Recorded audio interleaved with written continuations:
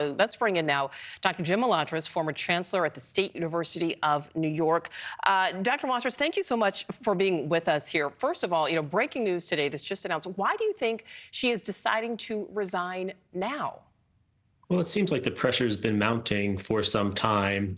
First, with her comments about anti-Semitism on her campus and their response, and then these mounting claims of plagiarism on campus. So it seems to be a breaking point for her. I don't know all the details, of course, as an outsider, but that seems to be what has precipitated her move today. Yeah, it is a little surprising, because she was digging her heels in. She was saying she would not resign. Do you think this is more about the possibility of these allegations of plagiarism? Do you think it's more about how the allegations of anti-Semitism were handled, or is this more about bad press for the university and them not liking that? Probably a combination of all those things. And, I saw some of the previous tweets that you put on your screen. There's nothing to celebrate with this, right? This is a tragic situation. Dr. Gay is an accomplished political scientist. She was the first Black leader, a woman, female leader of the institution.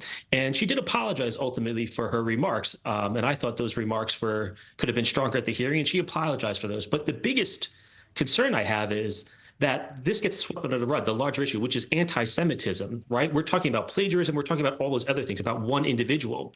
While this major issue is still going on across college campuses, including at Harvard. So my fear is there's nothing to celebrate here. It's a tragedy across the board. And then I feel like we might lose the narrative here a little bit, the thread of what we really need to accomplish on our campuses.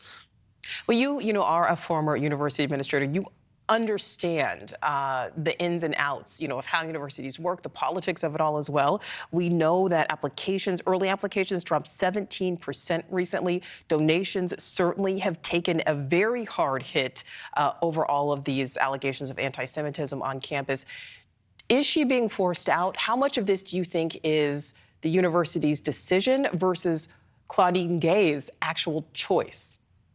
I think ultimately you see all of these factors come together, Nichole, and that results in a leadership change, whether it was a mutual leadership change or whether the board eventually went to the president and said, hey, the pressure's too much, our applications are down, our financial resources are dropping, and things like that. So it could have been a number of things. Reputationally, for an institution that relies very much so on philanthropic support, external funds, as well as tuition, all of those can affect the long-term health of an institution. Now, I'm not worried about Harvard. They are one of the most resourced universities in the world. But long-term, I think they were concerned about this. But again, this is one person, and this is not about one person. Still, in this current environment, remember, 700 faculty members, nearly a quarter of the faculty at Harvard, sent a letter in support of Dr. Gay.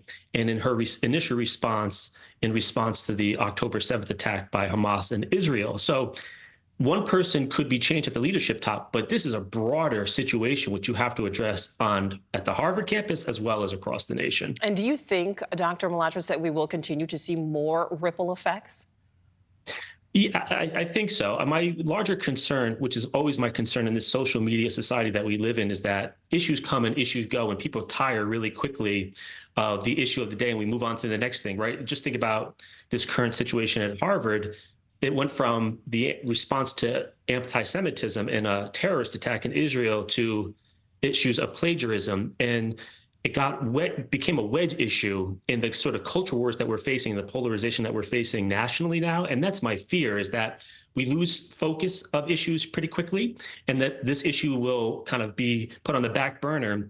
And then my larger concern is that this has become a political division issue, right? There's a political wedge issue where one side uses as a cudgel against the other side, as opposed to really addressing the problem here, which is we have a real big, huge issue in this country with respect to anti-Semitism, and it's not going away. In fact, it's growing.